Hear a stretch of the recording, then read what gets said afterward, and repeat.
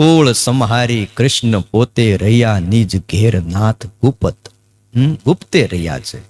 આમ પરમાત્માએ પોતાનું જ કુળ એનો સંહાર કરી અને પોતે ગુપ્ત રહ્યા. માટે મોટું તીર્થ દ્વારામતી જ્યાં અખંડ રહે યદુપતિ. મહારાજ ગઢપુરની સભામાં આ મહિમા ગાય છે કે દ્વારિકાની અંદર ભગવાન સદાઈ રહ્યા છે. મોટું તીર્થ છે. માટે ગૃહી ત્યાગીને ત્યાં જાવું, વિધિ સહિત ગોમતી માં નાવું, યથાયોગ્ય દાન ત્યાં દેવું, સતપુરુષ પૂજી ફળ લેવું. સતયુગમાં ધ્યાન ભજન બધા બહુ કરતા. યુગ બદલાણો. કયો યુગ આવ્યો? દ્વાપર યુગ. ત્રેતાયુગ આવ્યો. ત્રેતાયુગમાં શું થતું નથી ખબર? ભગવાનની અર્ચા બહુ થતી, પૂજા સેવા. પછી એ યુગ બદલાણો, દ્વાપર યુગ આવ્યો, યજ્ઞ યાગાદિ બહુ થતા. એ બધું પૂરું થયું. કળયુગ આવ્યો. શું વધ્યું? દાન. સતયુગમાં સત્યનું આચરણ કરતા, ત્રેતાયુગમાં તપ કરતા, દ્વાપર યુગમાં આ અર્ચન વિધિ બધું હાલતું, અને કળયુગમાં હવે દાન. જો માણસ દાન ન કરે તો એની ભક્તિ બીજું બધું જ નાશ પામે.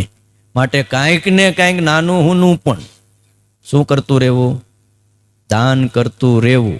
તો મંદી ન આવે. ઘણા કે મંદી આવી, પણ મંદી અમથી ન આવે. કાંઈ ન કરે એટલે શું થાય? મંદી આવે. દાન કરતું રહેવું. કળયુગમાં તીર્થયાત્રામાં જાવું ત્યારે શું કરવું? જો યથાયોગ્ય દાન ત્યાં દેવું, પછી સત્પુરુષ પૂજી ફળ લેવું. તીર્થ કરીએ, દાન દઈએ, બધું કરીએ, પણ ફળ લેવું હોય, ફળ પાછું ક્યાં મળે? જેમાં ફળ આવતું હોય ને એમાં ફળ મળે. આ બધું કરો એટલે સત્પુરુષ મળે. તીર્થ કરો એટલે, અને સત્પુરુષ મળ્યા પછી એને સેવે તો ફળ મળે. કેવી વાતો લખીશ બોલો. આટલી ચોખ્ખી વાતો તમને છે ને 18 પુરાણ વાંચો ને તોય આમ તમે ગોતીને ઠાકી જાઓ. એમ સર્વને આજ્ઞા કીધી, નિજ દાસને શિક્ષા એ દીધી. પછી કૌશલવાસીને કહ્યું, નિશ્ચય તમારે જવાનું થયું. તમારે જવાનું. કૌશલવાસી એટલે અયોધ્યાવાસી, કૌશલ દેશના. એમાં મનસારામ હતા, નંદરામ હતા, ગોપાળજી હતા, રામ પ્રતાપજી હતા. એ પણ ગયા હતા દ્વારિકા. આપ ઉદ્ધવ સંપ્રદાયની એ રીત જાવું, દ્વારિકા થાવું પુનિત. બસ આ ઉદ્ધવ સંપ્રદાયની રીત છે. દ્વારિકા જાવું, નાઈ ગોમતી વિપ્ર જમાડો, પિંડ દઈને પિતરી પાર પમાડો, છાપે અંકિત કરી શરીર, બેટ જઈ આવો વેલા વીર. ત્યારે બોલ્યા છે સંબંધી સૌ, સારું જાશું રાજી અમે છીએ. જો અમે જાશું, અમે રાજી છીએ.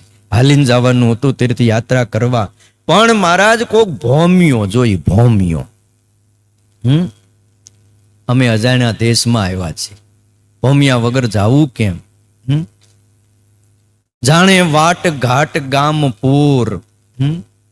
ત્યારે સભા સામું જોયું સ્વામી, દીઠા સચ્ચિદાનંદ નિષ્કામી. ત્યારે સભાની સામું જોયું છે. દ્રઢ સમાધિ નિર્ભય ન ચિંત, જેને પ્રગટ પ્રભુ સુપ્રીત. એને આજ્ઞા આપી છે નાથે, તમે જાઓ ધર્મકુળ સાથે. સાંભળો તમે કેવા છે સાધુ. દ્રઢ સમાધિ, નિર્ભય અને નચિંત, કોઈ ચિંતા નહીં. હા, જેને કોઈ પ્રકારનો ભય નહોતો. ભય એને જ રહે છે કે જેના હૃદયમાં ભગવાનની ભક્તિ નથી, ભજન નથી, ભગવાનની ઉપાસના એનો નિશ્ચય નથી.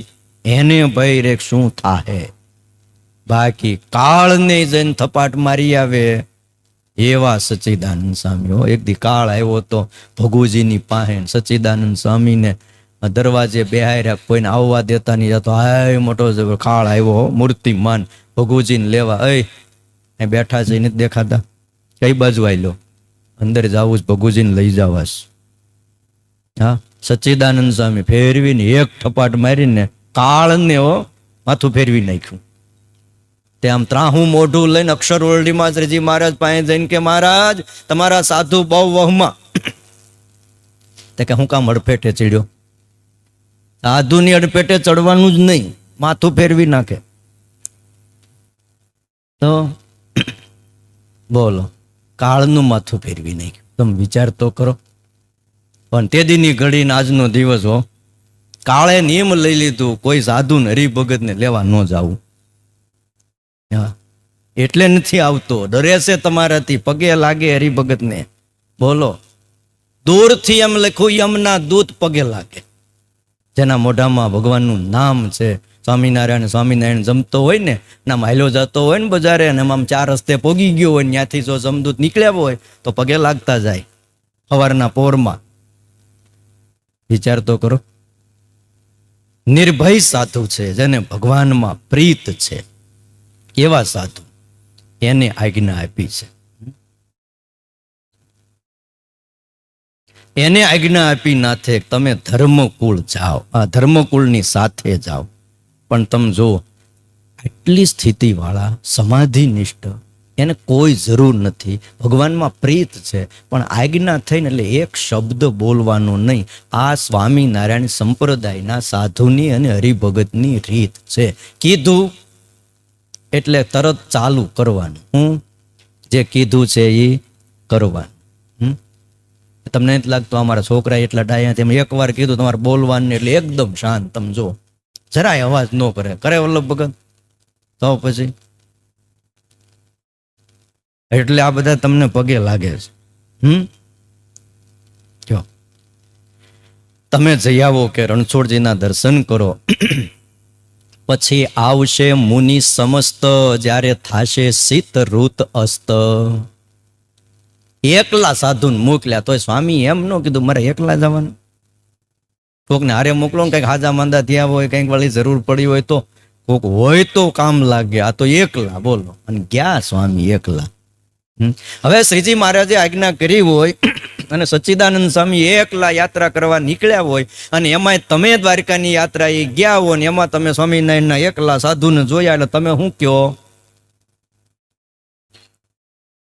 આપણે તીર્થયાત્રામાં પુણ્ય કમાવા ગયા હોય, પણ મને એમ લાગે ઢગલા બંધ બીજું કમાઈને આવી. હળાહળ કળયુગ આવી ગયો, સાધુ એકલા મંડ્યા ફરવા. પણ તને ખબર છે એને ભગવાને મોકલ્યા છે, જાઓ એકલા. માટે ક્યાંય છે ને કોકની ઉપરની ક્રિયા જોઈ અને નક્કી ન કરી નાખવું કે આ આમ જ છે, અને નક્કી કર્યા પછી જ આપણે દુઃખી થાય છે. હા, આપણને દુઃખી કોઈ નથી કરી શકતું મા બાપ. પાંચો ભાગવત, સુખસ્ય દુઃખસ્ય ન કોપી દાતા. સુખ અને દુઃખનો કોઈ દેનારો નથી. નિજ કર્મ અને પોતાનું આચરણ, પોતાના જ કર્મ પોતાને દુઃખ આપે છે. ભાગવત તૃતીય સ્કંધ વાંચજો. વિદુરજીની કથા વખતે વ્યાસ ભગવાને આમ લખ્યું, સુખસ્ય દુઃખસ્ય ન કોપી દાતા. હે વિદુરજી, સુખ અને દુઃખના કોઈ દેનારા નથી. પોતાના જ કર્મ પોતાને દુઃખ આપે છે, અને પોતાના જ કર્મ પોતાને સુખ આપે છે. એટલે એવા કર્મ કરીએ કે આપણને જીવતાય સુખ અને મર્યા પછી પણ સુખ મળે. મહારાજે આજ્ઞા કરી અને કીધું પાછું, હશે વાસુદેવની ઈચ્છાય, મુનિને અમે આવશું ત્યાંય. એમાંય પાછી અમારી ઈચ્છા નહીં, મનુષ્યાકારે. આજ સહજાનંદ સ્વામી પોતે એમ બોલે છે કે જો વાસુદેવ નારાયણની ઈચ્છા હશે, આમ તો દ્વારિકાની યાત્રા કરવા જ નીકળ્યા હતા. વન વિચરણ કરતા કરતા લોજ આવ્યા. દ્વારિકા જ જવાનો સંકલ્પ હતો, પણ એક સદગુરુની પ્રાપ્તિ થઈ, મુક્તાનંદ સ્વામી જેવા સંત મળ્યા, તો દ્વારિકાની યાત્રા ત્યાં લોજ ગામમાં પૂરી કરી દીધી. અને શું બોલ્યા કે હે મુનિવર, તમારા જેવા સંતના ચરણમાં બધા જ તીર્થ નિવાસ કરે છે, માટે હવે મારે ક્યાંય જવાની ઈચ્છા નથી. આ બધા રહસ્યોને આપણે સમજવા જોઈએ. ભગવાનના સંત મળે ને પછી એની સાથે રહી અને જિંદગી શું કરાય? પૂરી કરાય. મહારાજ કે તમે જાઓ, સાધુઓ છે ને શીત ઋતુ એટલે ખબર ને તમને, શિયાળો. આ શિયાળાની ટાઈડ પૂરી થાય ને પછી સાધુ આવશે, પણ તમે આ કડકડતી ઠંડીમાં જાઓ. સચ્ચિદાનંદ સ્વામીને કીધું. પછી તમે જુઓ, ત્યારે મુનિએ કીધું મહારાજ હું જઈશ, ધર્મકુળને હું યાત્રા કરાવીશ. અને પછી ભાઈ મુહૂર્ત જોવરાવ્યો, અને એમાં મયારામ ભટ્ટે એ વખતે ટીપણું કાઢ્યું. ટીપણું એટલે ઓલું પાણીનું નહીં, લાંબો કાગળ, એને ટીપણું કહેવાય. બ્રાહ્મણ કાઢે આમ ગોળ ગોળ ગોળ ચક્કર આમ ફેરતા. અત્યારની જેમ એક એક પાના નહોતા, પેલા આમ કરીને આમ કાઢે ને એટલે લાંબુ લાંબુ નીકળે, એમાં ટીપણું કાઢ્યું, મુહૂર્ત જોયું. તે સુધી 9મીનું મુહૂર્ત આવ્યું ભાઈ. અને પછી નાથે આજ્ઞા કરીને બધા ભગવાનને સમરતા સમરતા ચાલ્યા. માઘ વદ એકમને દને નાયા વિપ્ર ગોમતી દઈ ધન. એ લખ્યું, માઘ મહિનો હમણાં આવશે ભાઈ, આપણે માટલાના પાણીએ નાવાનું, જો તૈયારી રાખજો બધા. હા, પણ 1 મહિનો પૂરેપૂરો નાવાનો હોય ને એને જ, બીજા કોઈ નહીં. હા, કોક 5 દિન, કોક 10 દિન, પછી કોક 15 દીએ ખડી જાય ને છેલ્લે ખાલી માટલા જ વધે. એ વિચાર કરે કે હું કરશું, આમાં કોને નવરાવી.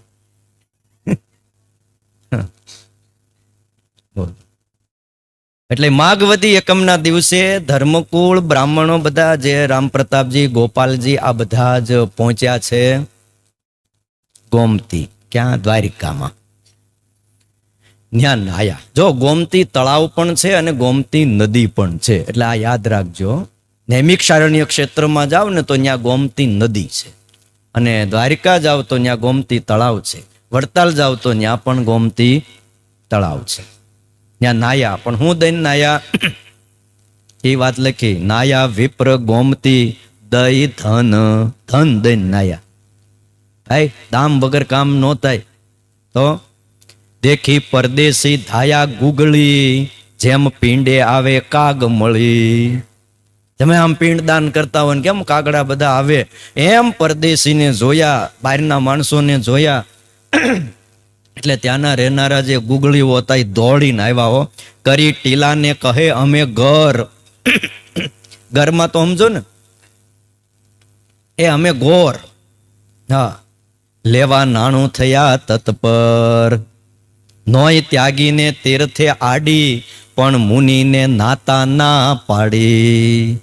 સાધુને તીર્થમાં નાવાની કે તીર્થમાં જવાની કોઈ આડી નથી, અને છૂટથી જઈ શકાય છે. પણ આ બધા ગુગળીઓએ ના પાડી. એ સાધુ નાતો નહીં. કેમ? વાય સરખે વીટીને લીધા, મોટા મુનિને નાવા નો દીધા. બાળ જોબનને વૃદ્ધ વળી, દિયે ડારા કહે માર શું મળી. એ નાતો નહીં, પગ બોલતો નહીં. બોલો કેવી આમ તમે જુઓ, ભાગ જમાવીને તીર્થોમાં બેઠા છે. આ તીર્થોનું મહાત્મ્ય અમથું નથી ઘટ્યું. આવા બધા ભેગા થઈ ગયા હોય એટલે તીર્થોનું મહાત્મ્ય ઘટાડે.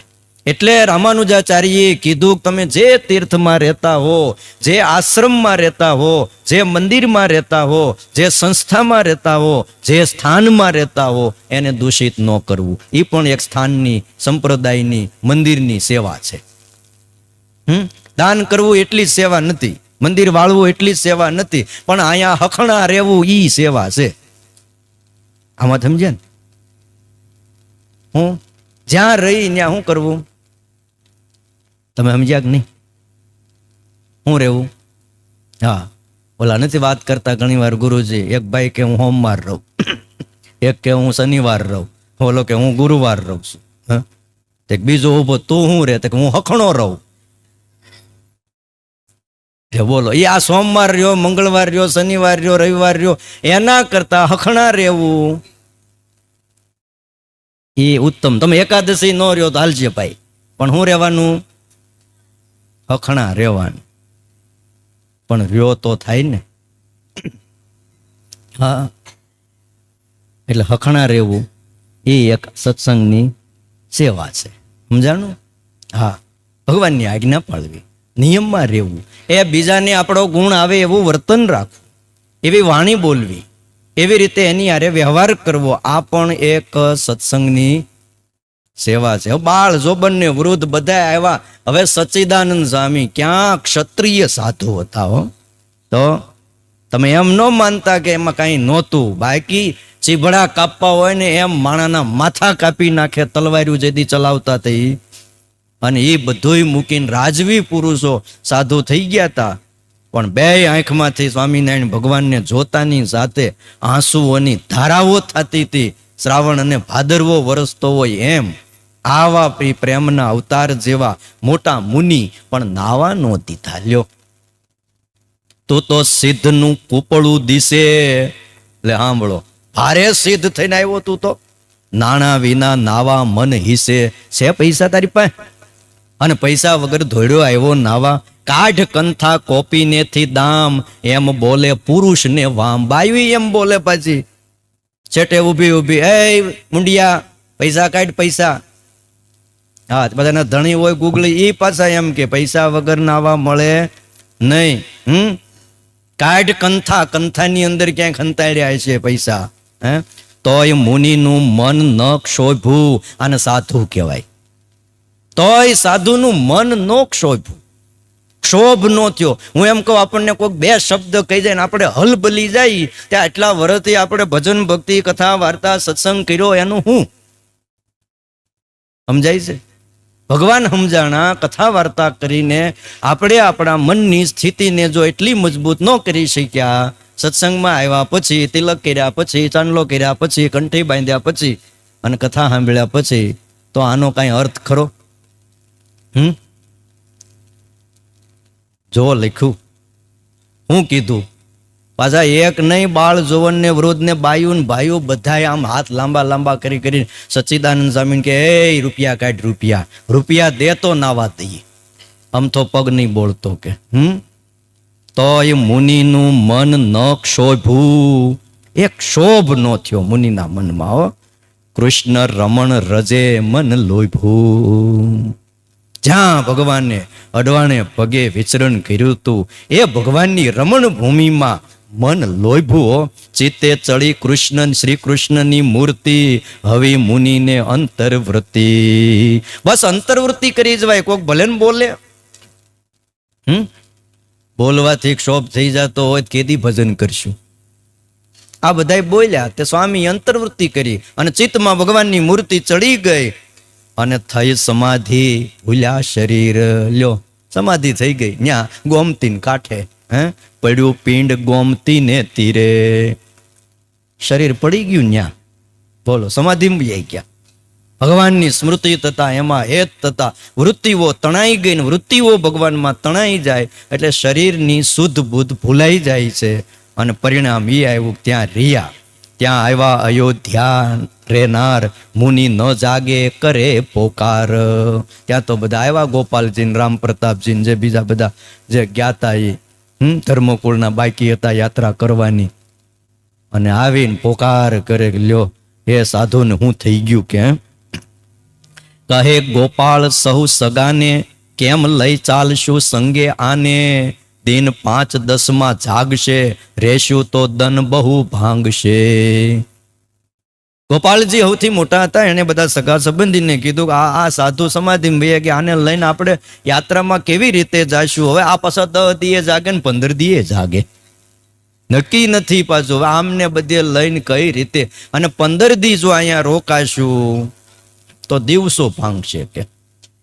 માટે મ કરો ચિંતા એની, ચાલો છાપું લઈ બેટ માહી. માટે બહુ સાધુની ચિંતા ન કરવી. હાલો, જો હું એની ચિંતા કરવી. અને એ વયા જાય ત્યાં એને કોણ આગળ પાછળ નવા ધોવા વાળા હોય છે? આપણે કેટલાય રોનારા હોય છે, અને ત્યાં શું બીજું હોય? નહીં માન નહીં બાપ ને બધું મૂકીને એવા. બોલો, જો આમાં લખ્યું, સાંભળો તમે. માટે મ કરો ચિંતા એની કાંઈ. એની ચિંતા કાંઈ ન કરો. એ 15 દિવસ જાગશે. હવે સમાધિમાં ભી ગયા છે. આપણે હાલો છાપું લઈ લઈએ અને આપણે કંઈક કરી લેવું છે. જો આ બધું આપણને શીખવાડ્યું કે ભાઈ ભોમિયા તરીકે તમે જેને હારે લાવ્યા તમે એને જ ભૂલી ગયા. અને આ બધું કરી અને શ્રીજી મહારાજે ધર્મકુળમાંથી એ જાણ્યું કે કોને કોને સાધુના પ્રત્યે ભાવ છે, પછી એને ગાદી દેવીશ. તમે સમજ્યા? આ બધું એક પરીક્ષણ કરી લીધું. ધર્મકુળમાં બહુ ઝાઝા 5 દીકરા હતા. કોને? ઈચ્છારામભાઈને. અને અયોધ્યા પ્રસાદજી મહારાજને, રામ પ્રતાપજીને 3 દીકરા, એટલે 5 ને 3 8. તે 8 જણાને થોડી ગાદી દેવાય? પણ કોને કોને કેવો સાધુના પ્રત્યે ભાવ છે એ બધું નિરીક્ષણ મહારાજના એક કામમાં અનંત વાતો હમાયેલી હતી, પણ એને કોક જ સમજી ગયા હતા. એ તો ભાઈ છાપું લઈને બેસી વાણે ગયા બેટમાં. અહીંયા નિયમ એવો, પેલા છાપ લેવાની, પછી ગોમતીમાં નાવાનું, અને છાપ લઈને ગોમતીમાં નાયા પછી જ તમને બેટ દ્વારિકામાં દર્શન થાય. છાપું ન હોય એને કોઈને દર્શન કરવા દે નહીં, આવો નિયમ પહેલા હતો. અત્યારની મને બહુ ખબર નથી, હમણાં હું ગયો નથી ઘણા વર્ષથી.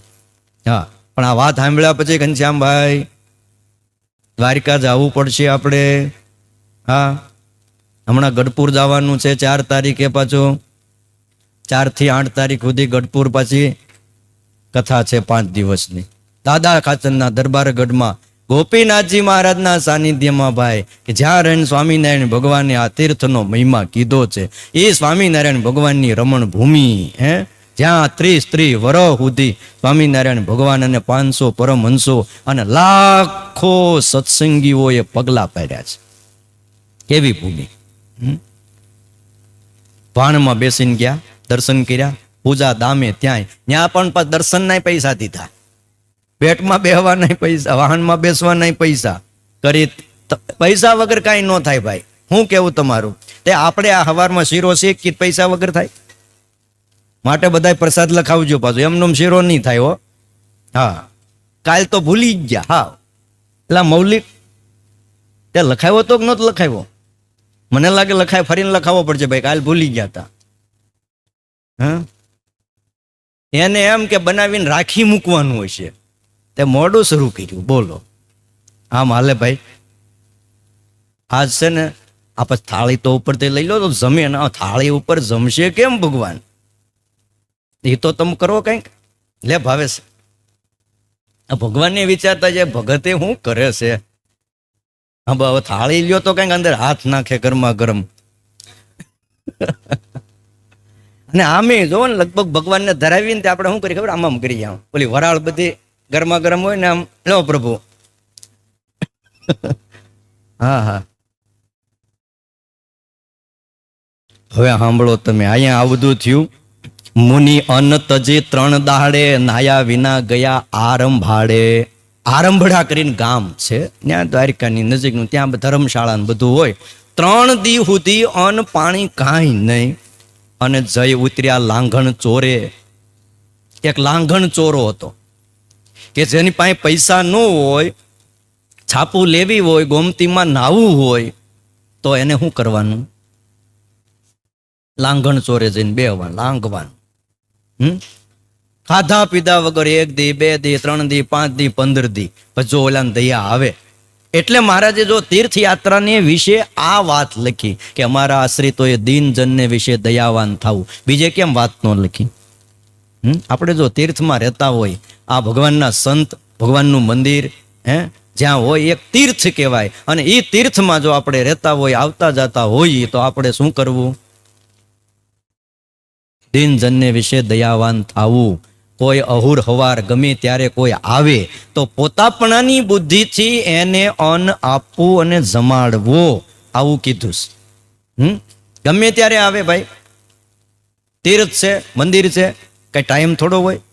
ઘણીવાર બસ ચૂકાઈ ગઈ હોય, ઘણીવાર ટ્રાફિકમાં આવી ગયા હોય, 12 વાગ્યાને બદલે કોઈક 2 વાગ્યે આવે અને એમ કે હું ભૂખ્યો છું, તો વ્યવસ્થા હોય તો જમાડી દેવો. હા, જે વ્યવસ્થા હોય. પછી 2 વાગ્યા પછી એમ હોય ને. હા, સ્વામી ત્યાં ઉતર્યા, જ્યાં અન્ન વિના જન બકોરે. અન્ન વિના રાડ્યું નાખતા હતા બિચારા. ત્યાં તીર્થવાસી તાવે ઘણું પડે ઉપરા ઉપર લાંઘણું. બાળ જોબનને વૃદ્ધ બહુ વિના અને વ્યાકુળ છે સૌ. કંઈક કૂટે પેટ શિર છાતી, ભાઈઓ ભૂખ નથી જો ખમાતી. માટે દિયો છાપો દયા કરી, અમે અન્ન વિના જાશું મરી. હે નાપે છાપ દ્રવ્યના લેનાર, જેને નહીં દયા મેર લગાર. તીર્થવાસી પાડે બુમરાણ, એ આપો છાપો આપ્યા જાશું પ્રાણ. બોલો, બિચારા શિર કૂટે હો, છાતી કૂટે. હે ભાઈઓ, ભૂખ નથી ખમાતી, હવે આ 5 દી ભૂખ્યાંતર છે અહીંયા ગયા છે, હવે અમને છાપ દઈ દ્યો.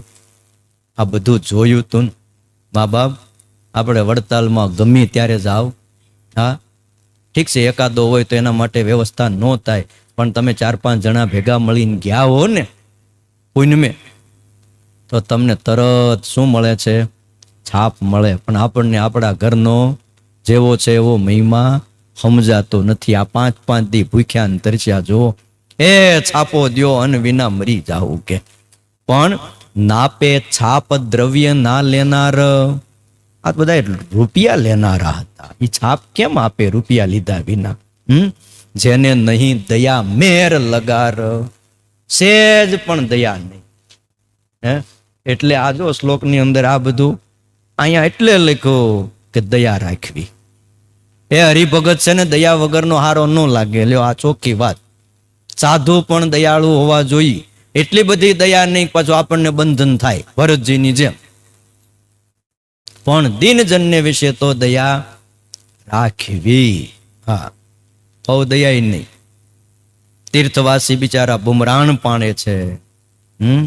તયે બોલ્યો ચારણીઓ આપ, ધન વિના તો નહીં દઈએ છાપ. ઓલા રોવે, પૈસા વગર તો અમે છાપ દેશું નહીં. મરી મટો જાઓ ઠાલા ઘેર.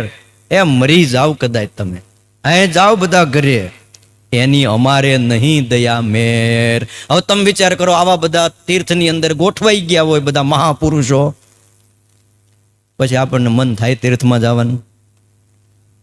હે એટલે કહું છું મા બાપ, તીર્થની મંદિરોની સેવા થાય તો કરવી, પણ મંદિરોમાં તીર્થમાં રહીને આવા બધા સ્વભાવ રાખવા નહીં. હા, કાંઈક વિચારવું. આ કોના માટે શિક્ષાપત્રી લખી છે કયો? આ એક જ શ્લોકમાં છે ને મહિનો કથા થાય એમ છે. કેટલી? 1 મહિનો કથા હાલે જો તમે રોજ આવવાના હો તો. કેવી કેવી વાતો સ્વામિનારાયણ ભગવાને ભલા ભક્તજનો આપણા માટે લખી છે હો. ઓહો, જેવા ગોમતી માહી ગુગળી, દેખી આરંભડા માહી મુનિ કરવા લાગ્યા ત્રાહી ત્રાહી. અને ઓલા આરંભડા ગામમાં મુનિ હતા. આ તો ગામ યમપુરી જેવું. સાંભળો તમે, કોઈ નો જોયું હોય યમપુરી, તો આ તો યમપુરી જેવું. કહીએ કુરુક્ષેત્ર વળી એવું. આ તો કુરુક્ષેત્ર ને યમપુરી જેવું. જેમાં ગોમતી માહી ગુગળી, પાપી અધિક એથી આવળી. સર્વે દુઃખ તણા જે દેનાર, અહીં આવી વસ્યા નરનાર. માટે નહીં દયા કેને લેશ વારું, પૂછી જાવું ખોટી મેષ. કહે મુનિ સુણો ભાઈઓ વાત, તમે કૃષ્ણ ભક્ત છો સાક્ષાત. કોક વળી ત્યાં આવ્યો છે દયાળુ, માટે નહીં દયા કેને લેશ વારી, પૂછી જોઉં મોટી મેષ. ખોટી મેષ. જો એ છેતરનારા ખોટી રીતે બધા આ તીર્થમાં આવીને વસ્યા હતા. કહે મુનિ સુણો ભાઈઓ વાત. ત્યારે સચ્ચિદાનંદ સ્વામી કીધું કે હે ભાઈઓ, તમે કૃષ્ણ ભક્ત છો બધાય, તો આટલું કર્યું, અપમાન કર્યું, ગાળ્યો દીધી ને કાઢી મૂક્યા ને પૈસા નથી એનું અપમાન કર્યું, તોય કીધું તમે બધા અહીંયા દ્વારિકામાં રહેનારા કૃષ્ણના ભગત છો બધાય. લ્યો, માટે મારી વાત સાંભળો. હવે સચ્ચિદાનંદ સ્વામી જે કહે ને કાલ સાંભળશું.